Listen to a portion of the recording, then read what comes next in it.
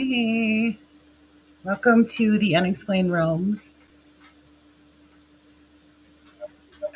Uh-oh, your audio is Can you there. hear us now? There you go. Yeah. Okay. Okay. Well, we So you, appreciate having you on or having us on. yes, you are Veil Breakers Paranormal Research and Investigations, right? Yes, That's your ma'am. official title. So tell everybody about yourselves. How did Well, you start out? I'm Rich Blankenship. I'm one of the founders of Veil Breakers and co-authored the book uh, Haunting of Beech Grove.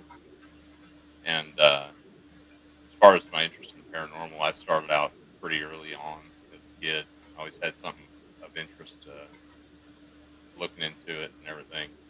And then once we started working together at the ambulance service, we started to get into kind of more serious into the paranormal. That's been several years back, but that's pretty much in a nutshell my beginnings in paranormal and research and investigation. How about you, Love? Yeah. So, like you said, we got started by. I was telling you about my grandma's house that was on a paranormal state, which led us to write the book, and that's found out that was his interest was the paranormal, like mine was, and my grandma's dream was to write a book about her experiences with the paranormal because living in a small town, you can't really talk to anybody about it Oh, without no. thinking you're crazy or something like that. And she passed away in 2021, and I got her journals and reading through her journals, I didn't really or realize it affected her that much. So I don't know, something about it. Uh, I wanted to fulfill her dream, so I reached out to Richard and told him about the project, and of course he was on board 100%. And yeah, it just kind of like sparked from there. So did you know your grandmother was keeping those journals all those years, or you just happened to find them after she passed? Well, I know she wrote like journals um, in general, but I didn't realize that it was wrote about her experiences like that. Wow. And did you experience anything in the house or at all? Um, I was, I guess, oblivious to it. I was in high school, and again, being in high school and being in a small town, you really don't want to talk about it or tell anybody about it because they will think you're crazy or weird or something like that. So, kind of ignored it. I used to hear the drums play all the time in the basement, Wow. but I didn't really experience that much. My wife did, uh, and other people that lived in the house did, which my grandpa still lives there. Wow. Wow. But you personally haven't seen anything. That's kind of different. No, I haven't. Strange. Wow. Wow. Um, is there a historical, story behind the property or the house, or do we just have to read the book to find out? Well, just to give you a little, background of it, it's based out of a town in Wickliffe, Kentucky, and Wickliffe is right on the Mississippi River. Right there, it's Fort Jefferson Cross. Uh, in a Civil War battle happened there. They got the Indian Mounds burial ground in Wickliffe. Uh, so in the book, it talks about how the water and paranormal related, some briefly, uh, but in our opinion, we think that the whole town has some kind of paranormal activity to it or attachment. Hmm. Wow. So with you guys do investigations. Have you done investigations in the town or? Yeah, we've done investigations even at that property, and at the night of this coming Halloween, we're planning on doing a live stream event, live investigation there at the house. Wow. And we did capture a few things, like I say, Yeah. and I don't know if it's on our Facebook page or not, but one of the photos has like a picture of like a face. It's pretty crazy looking. Hmm. Wow. Um, so we could look forward to seeing like videos maybe on YouTube or your Facebook. Oh yeah. Yes. That's kind of cool. What town is it, if you don't mind sharing? I'm curious now. It's Wick. Oh, your audio is really choppy. Yeah, I can't hear you. You hear us now? Yeah. It's Wycliffe, Kentucky, right by the Mississippi River. Sorry, cut out again. I think get closer to the mic, maybe. Uh, the town is Wycliffe, Kentucky. It's right where the uh, Ohio and the Mississippi meet. It's right there Okay. at the crux there. Mm, But so, Tell about some of the history behind it. yeah, well, one of the big features there in the book, especially, is the Fort Jefferson Hill, and it was there back in the early 1700s or the late 1700s rather that there was a massacre at the fort between Native Americans and settlers at the fort, and later on it was actually a spot that uh, Lewis and Clark came by and visited on their way westward in mm, 1803. So there's a whole lot of background to the yeah.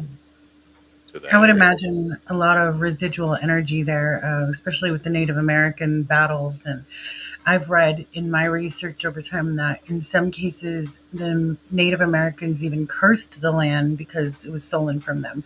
So, I mean, there's got to be some crazy stuff that goes on in those areas where you guys are.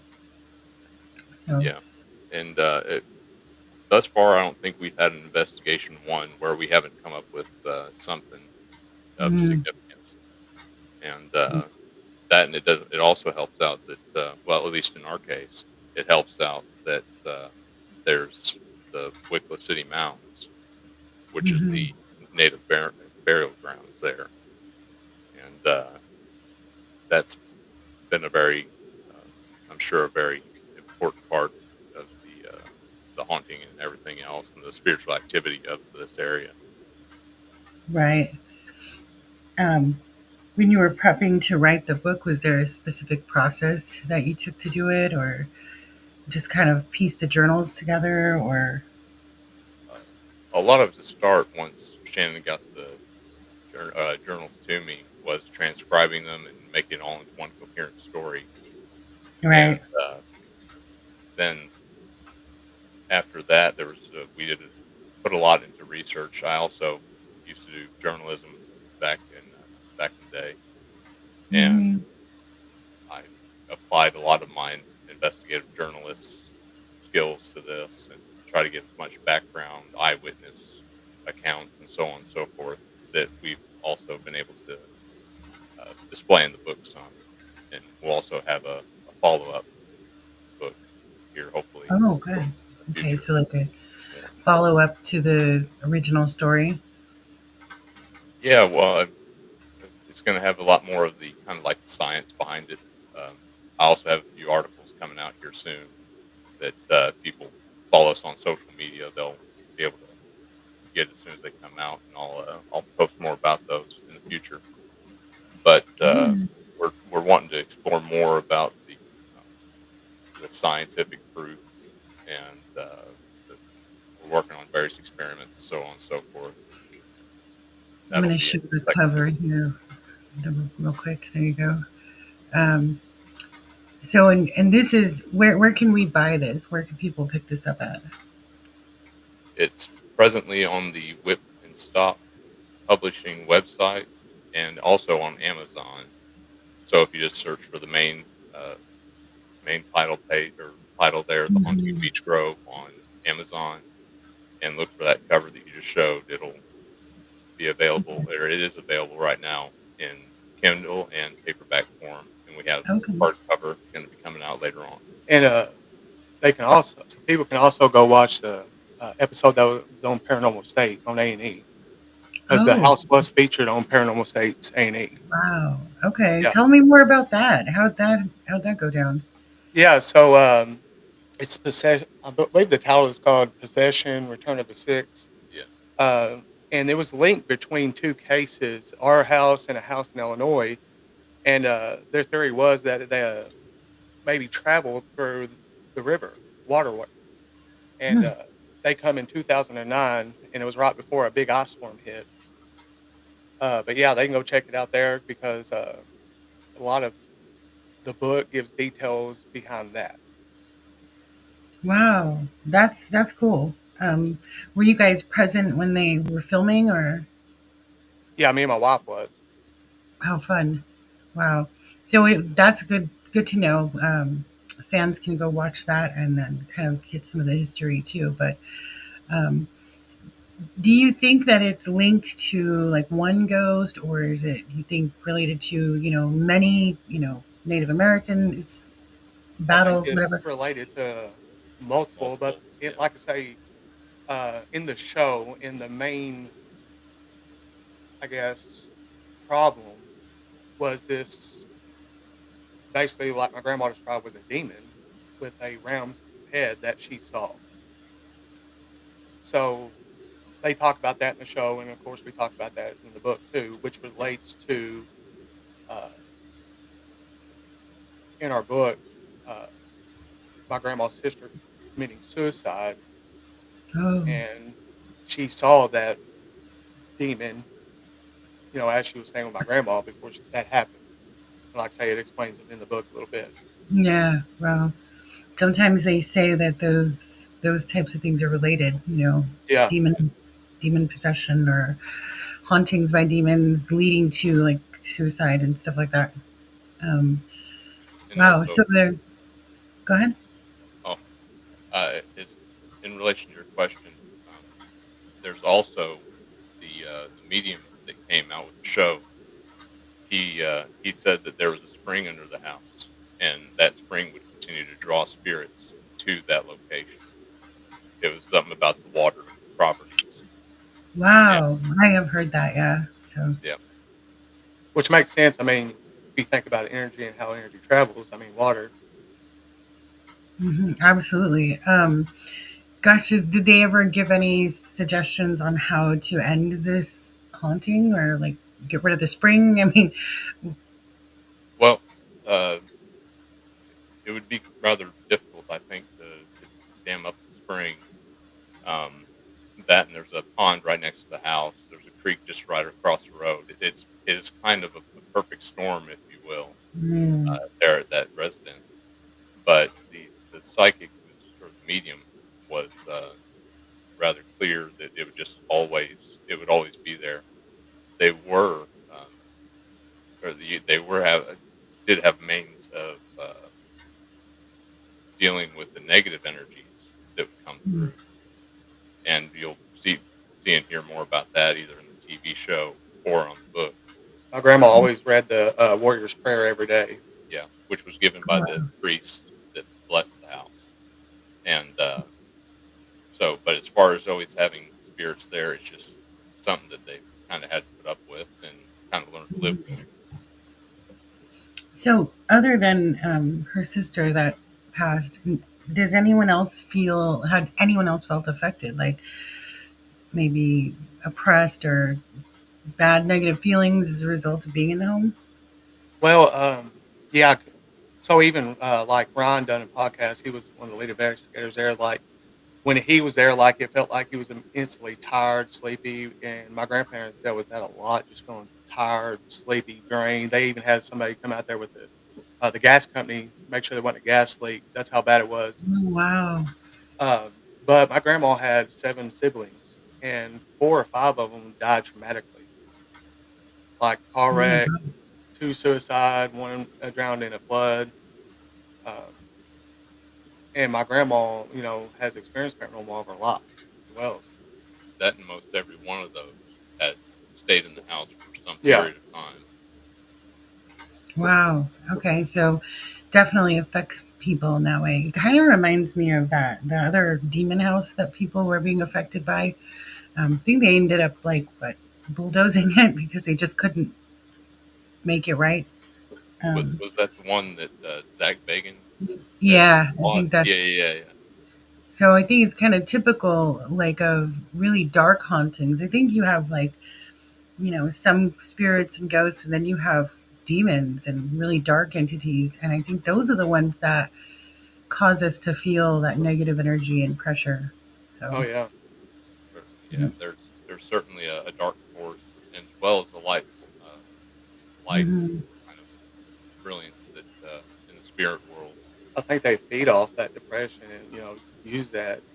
Oh yeah. And like I say, and that's something else that we wanted to kind of accomplish is back 5, 10 years ago, paranormal, everybody looked at it as, hey, I don't want to talk about it. It's weird, crazy, whatever. But I Mhm. think now that you have everybody is about paranormal, and you have a lot of young people dealing with the paranormal and don't know how it can affect them in that way and allow evil or demons to come in. And but with Richard's background and stuff, we want to give people a avenue that says, hey, you're not alone in this, like my grandma felt and couldn't tell anybody about it, or Mhm. look for any help. Right. I'm a child of the 70s and 80s, and I experienced a lot of strange stuff. And it was like, no, don't talk about that. You're Yeah. crazy.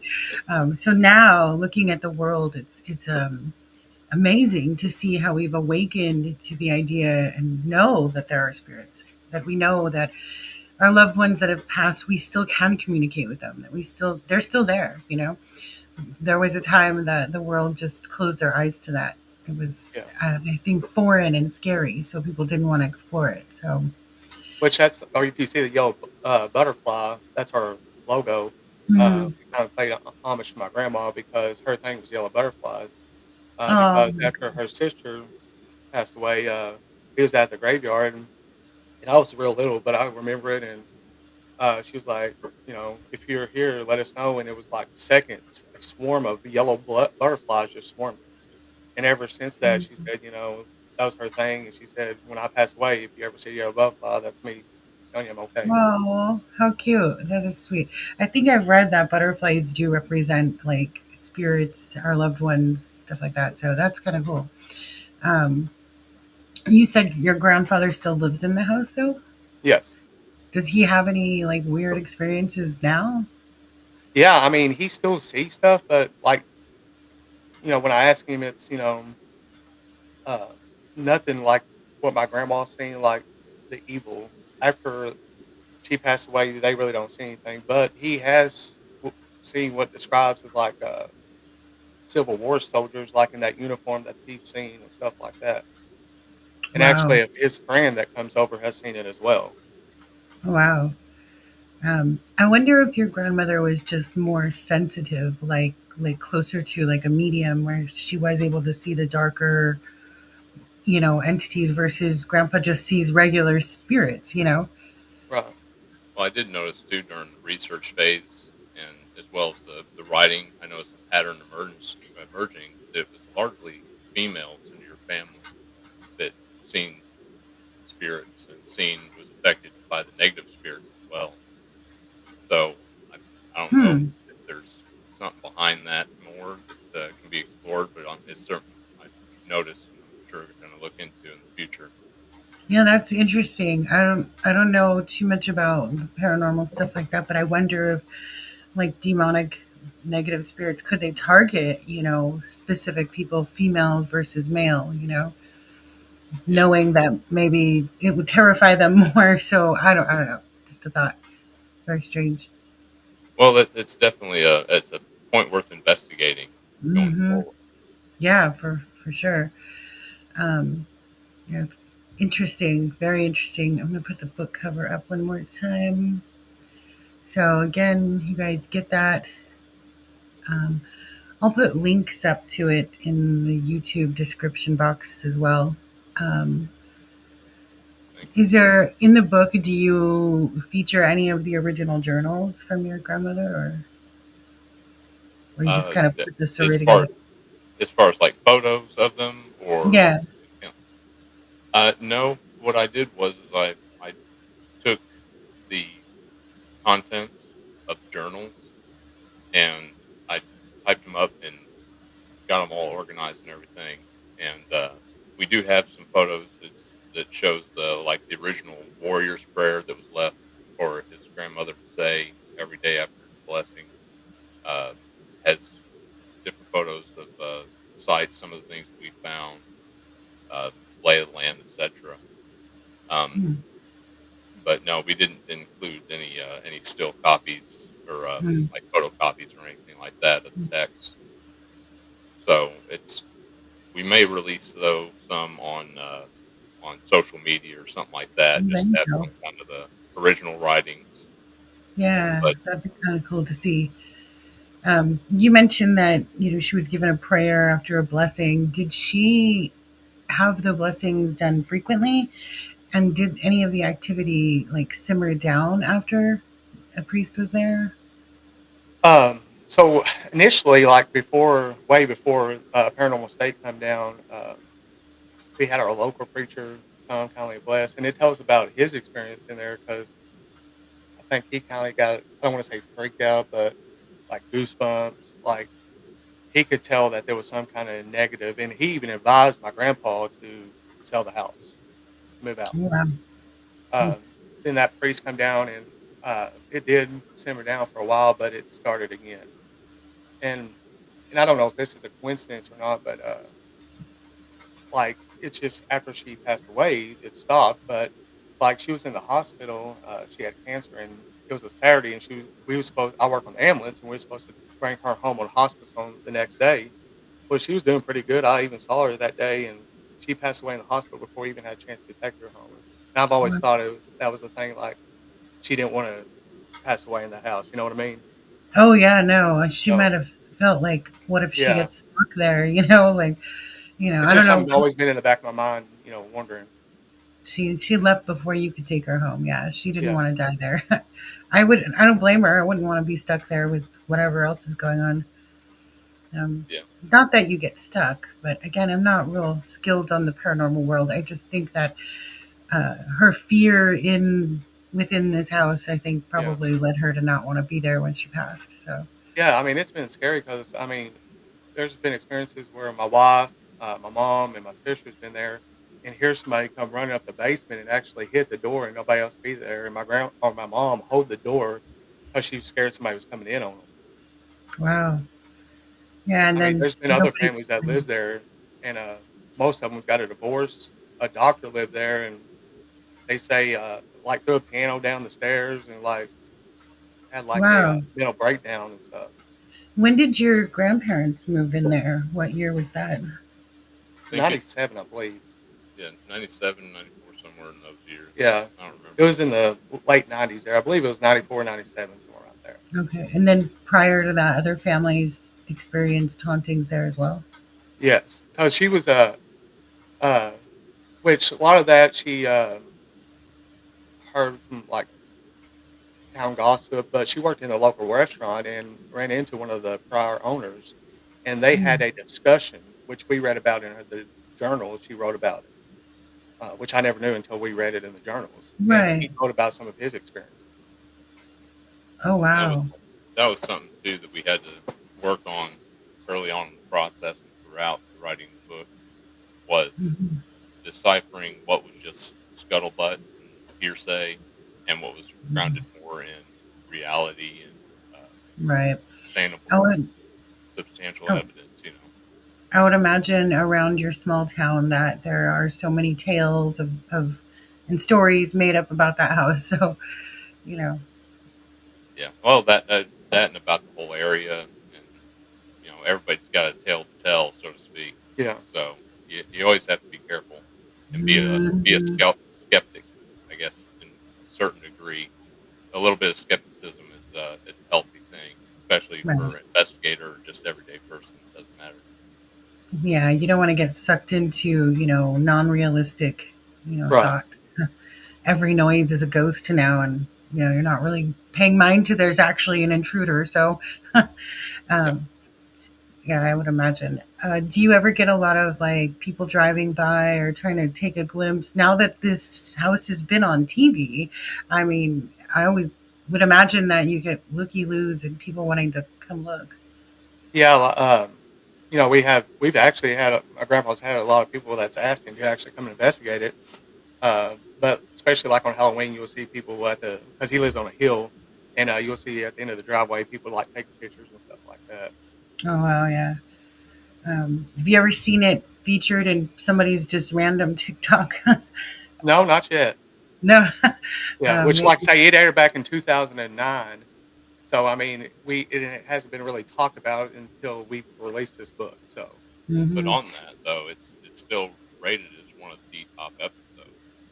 I mean, even after all these years, and that's yeah, because I think rather what it made it significant. unique was it was attached. They thought it was attached to another case in Illinois, Mm. which the river Okay. travels. You know, Hmm. But it was not attached to that other case. Like it was nothing to do, two separate hauntings. Nothing like Well, no no, it, coincidences. yeah, even though the set of circumstances were a bit different, it was actually related one Really? one to the other. I believe it was the demon. Yeah, the Yeah, same demon the that same was used demon. to travel in the river, and Oh it wow. was affecting another young lady in Illinois, and that's what they left to. They were originally going to do the whole episode at the house, Mm. but because of the emergency nature of the call that you see them get in the show, and it talks about it a little bit in the book, uh, they had to leave early in the investigation. Mm. And some of the other stuff that we've heard from the investigators, it actually caused quite a stir. Yeah, because I Mm. think Chad done a podcast on the episode. What is it? First of the year, last year, or something like Yeah, that. something like that. Hmm. So you had mentioned earlier that this particular demon messes with women, particularly more than men. So in that other case that's attached, it was affecting a female as well. So are you? Do you guys know what who the demon is, or the name of it, or nothing like that? Has anyone ever tried to determine that? It is discussed in the show. Some is the Mm. name of the demon, but also he mentions the medium that was on site during the show mentions that it was just not just one, but there's actually multiple there at the time prior to the blessing. Mm. Um, Wow. but luckily, well, thankfully, they were able to take care of that and eliminate that with the blessing and keep it in check with the daily prayer that was left behind and said by his grandmother. Mm. That's helpful. Yeah. But I will tell you though, every time we have like worked on the book and stuff like that, it just seemed like something negative or bad would happen with us. Like we would have to start, So like even after Really? this, we're going to have to say a prayer. Like I mean, yeah, that's how Me serious it's. too. Me too. Yeah. Um, yeah. Did you write any of the book or do any of the research in the house itself while you were writing the book? Or some of the photos that are featured, and matter of fact, there's a section it's called "Evidence of Our Own," because once again, going into this, we wanted to approach it in a reasonably skeptical and a critical thinking kind of mindset. And we did our own investigation there. We did capture some photos and some other things. Um, we did our very best to debunk anything that we did find. Because, like you said before, light flickers. You just have an electrical problem. You don't have demons in the house. right, yeah, you got to But be careful with what you pull yourself into reality and what is real and what is not, because Yeah. yeah, otherwise, put yourself into a dangerous position. Yeah. oh yeah, you're just jumping at shadows. Yeah, Right? Yeah. And I guess Uh, with our background, because we're also both paramedics, and I was a deputy coroner mhm. for a little bit, and with his degrees, I mean, Yeah. we this is something that we want to look at it all angles. Mhm. and In there's the also paramedic, I'm sorry. Go ahead. oh well, just to build on that, there's also a lot in doing this that we're doing to educate people and tie Hmm. into the importance of the world and understanding the Hmm. supernatural, the preternatural, and so forth. And we'd like to do that with as much sound evidence and scientific standing and sound critical thinking and so forth that we Hmm. can. So, No, in the paramedic world, do you ever find yourselves encountering paranormal situations? Anything that, I've never have known. Because like I say, when you're focused on the call, yeah, yeah. That there is there are some times where it's one of those where yes, it possibly could have been paranormal, but more than likely it was hallucinations based off of substance use or Mm, just a sick mind, as it not in a bad way, but just it was somebody who had like an infection or something. hypoxia, infection, yeah, something like that. And mm, it's very hard to rule in paranormal mhm. cause whenever there's such uh, kind of a plausible deniability behind uh, behind the whole scenario. So Yeah. we very well could have. We have had some, very interesting things where it seemed like uh, we were very blessed to be where we were at the time we were, and things worked out just astonishingly well. And uh, Mm, being Christian, we suspect very much, that was God's providence that led us to be where we were and doing what we were doing at that time.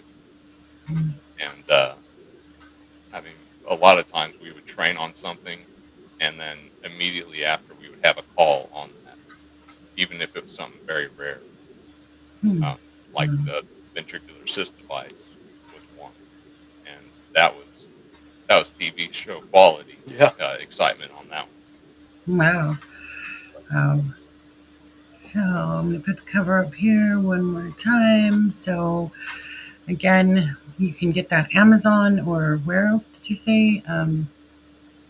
Amazon, it's on the publisher's website. They have their own little book marketplace Mhm. on their website. And soon it's And Yeah. going to be in like Barnes and Noble, Books a Million. yeah, honestly, you could probably just Google search it if you can't Yeah. find it anywhere else, and you can find more than one outlet.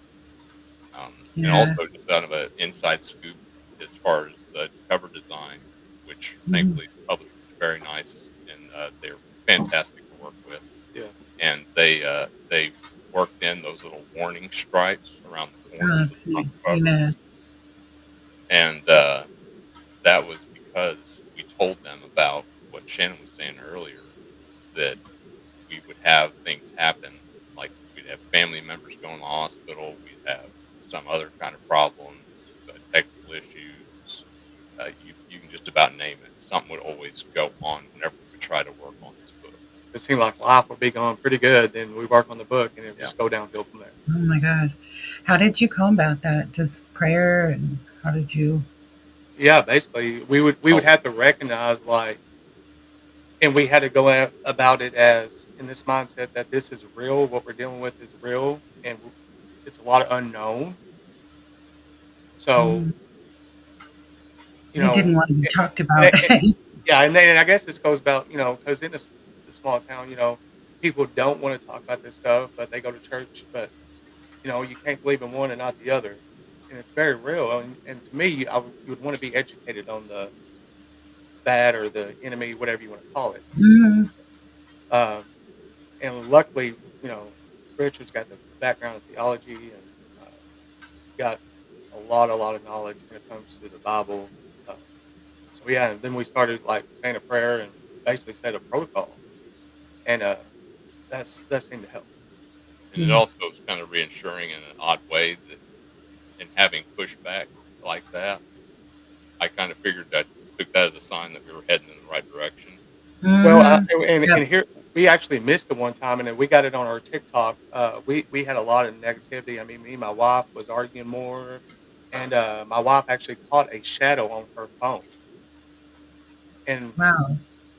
Richard come and done a house blessing, and in a house blessing, you hear, and like I say, we're close together, so you'll hear with one of us whispered it, but it sounds like my voice saying what we believe, like say kill or something like that. But after he blessed my house, it was fine. Everything seemed So like that was normal. your house, not your Yes, grandparents' house. yeah, Wow. So, this was with us working on the book and stuff. mhm. So it followed you home, basically. Yeah. So it's, I Something you don't like know, know something. I don't know if that's it or if it's.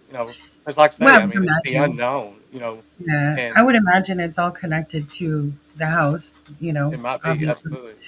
whatever is there doesn't want to be spoken about. It doesn't want, it just wants to wreak havoc. So. Yeah. Yeah. Well, it's one of the a famous quote from one of he was the chief exorcist at the Vatican, Gabriel the North. He said that whenever we jeer at the devil and say that he doesn't exist is whenever he's happiest. So by bringing attention to something like this, it makes sense that we're going to get pushed back, and Mhm. we have to take extra steps of precaution and so forth. Yeah, because once you put the book out there, once it's featured on a TV show, you have people like minded as yourselves, and they're like, "Oh, I'm going to pray for this family." Now you got a million people praying for you, and that demon does not want that.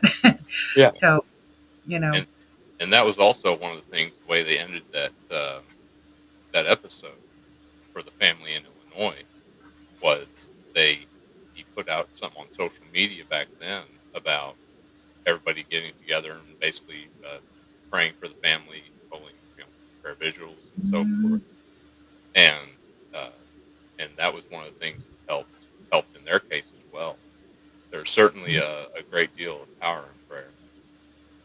Um, yeah. very Good true. intentions from many people, that's powerful. So yeah, when the spirits just want to create chaos, that doesn't align with their plans. So Yeah. yeah. Um, so I don't know, anything else you want to share, or anything else you want us to know about the book, the writing process, anything at all? Well, I'd very much like to have the book speak for itself, and as so to speak. Mm, Yeah, invite people to go out and get a copy and read it. And of Check out course, our social media.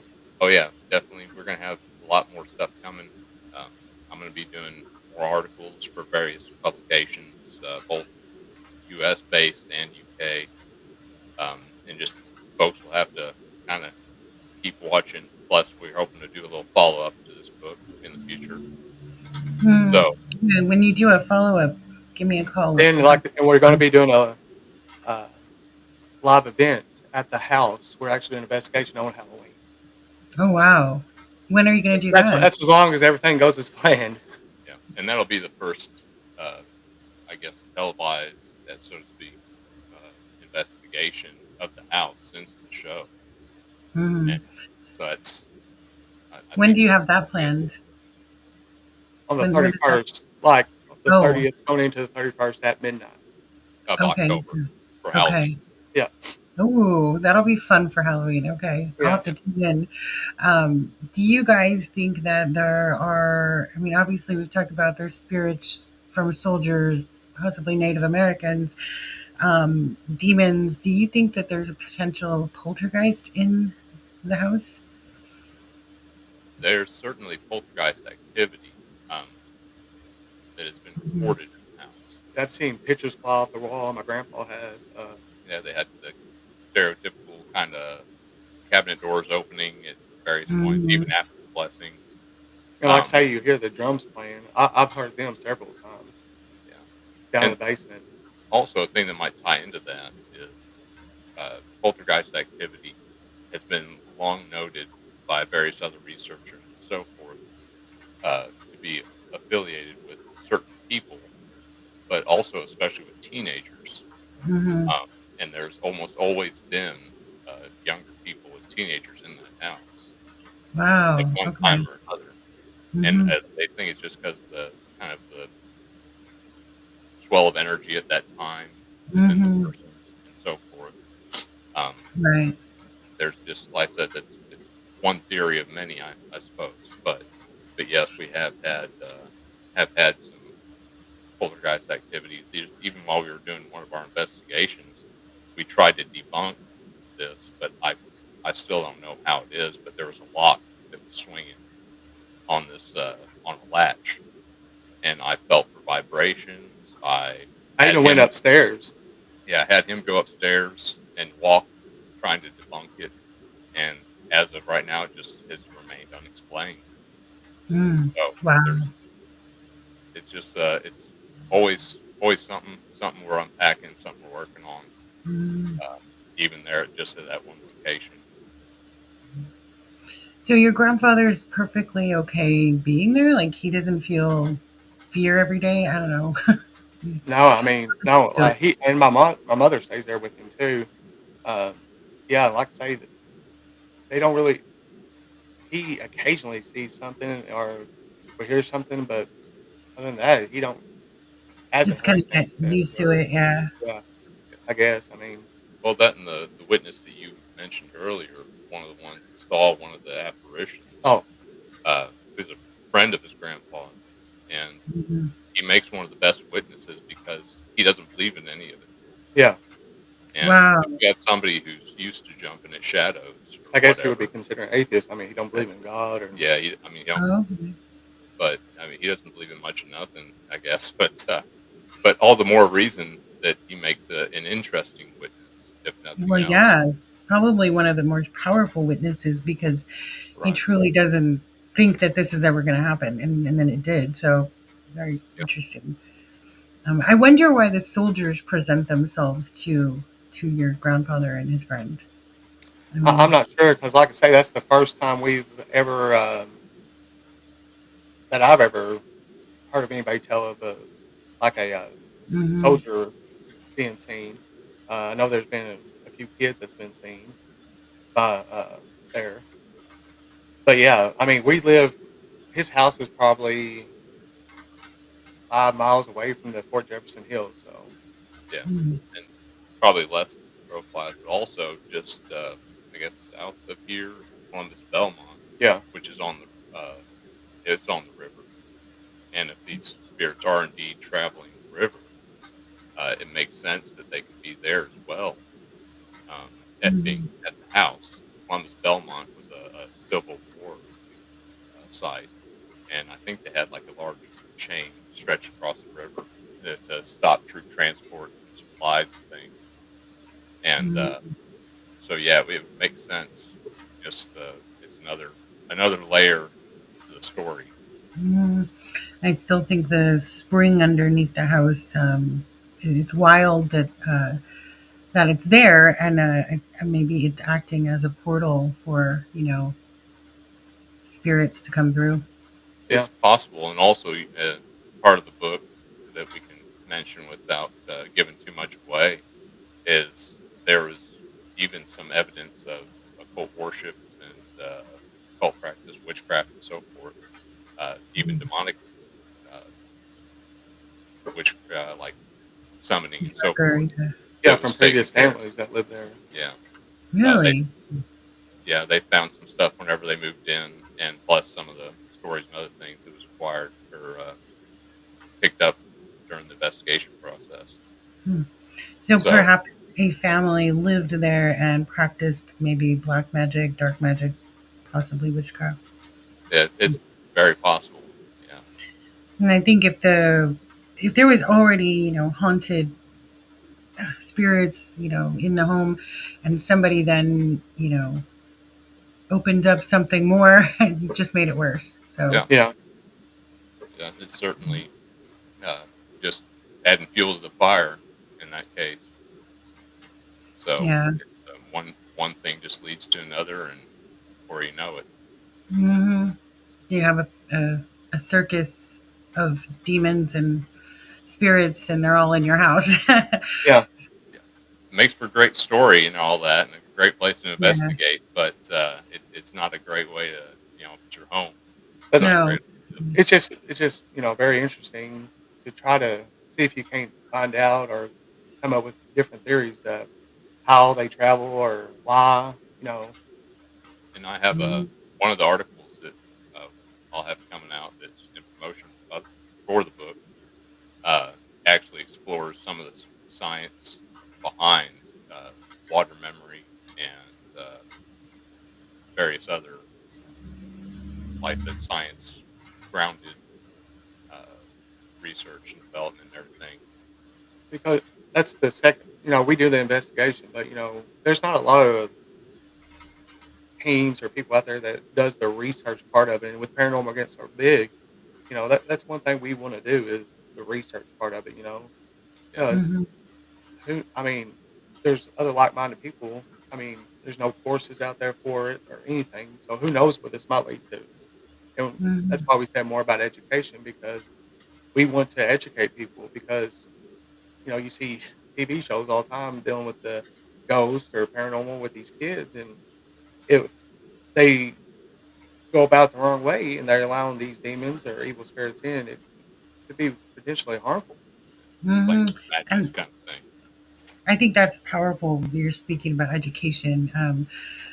If you're going to do something in the world, why wouldn't you learn how to do it or deal with it, right? So I think that's Right. fantastic. Like you're not only that, like sometimes if I watch paranormal investigation shows on TV, I'm like, I want more of the background on why is this happening? What Yeah. is really the The why history? of it. Yeah. So if you guys are doing the research behind it, that's awesome. Gives it more detail. So, And that's like I told him, I was like, it's very rare to have a background in theology and psychology. Yeah. So you got the best of both worlds yeah, I think researching it. unlike other people, you'll be able to, like we had said, determine what's real and what's not real rather than, Yeah. just jumping at shadows. So, um, Well, I also, whenever I started, if I could have made a proper go of it, I was had a lot of interest in parapsychology, which studies hmm, more phenomena pertaining to ESP, telekinesis, telepathy, and so forth. right. Um, but then there's also transpersonal psychology, which deals more with what we're doing, and it's interesting there to see more interest in those fields. But the problem Hmm. is they're treated very much as a fringe field of interest, and Hmm. it's one of the desires and hopes that we have is to catch more solid and to gather more solid research points and data. We've even got various experiments and things outlined that will help Hmm. if we do catch something on those or by these avenues. It would very much help the process and the progress, rather, of these fields, and Agreed. it would be phenomenal. Hmm. So I look forward to seeing more. I can't wait for Halloween now. I definitely will be tuning in to watch that investigation in the actual house. One more time. And then I will put your social media links in the comment section or the bio or description box and the links to where they can buy the book as well. So I think we're going to wrap it up. And luckily, we didn't have any issues during this Yeah. recording. Yes, I was kind Yeah. of expecting to, but yeah. So thank you guys for coming on. Thank you for having us. yes, ma'am. Thank you very much. I appreciate you. All right. You have a good rest of your evening. Thank you. Yes, ma'am. You too.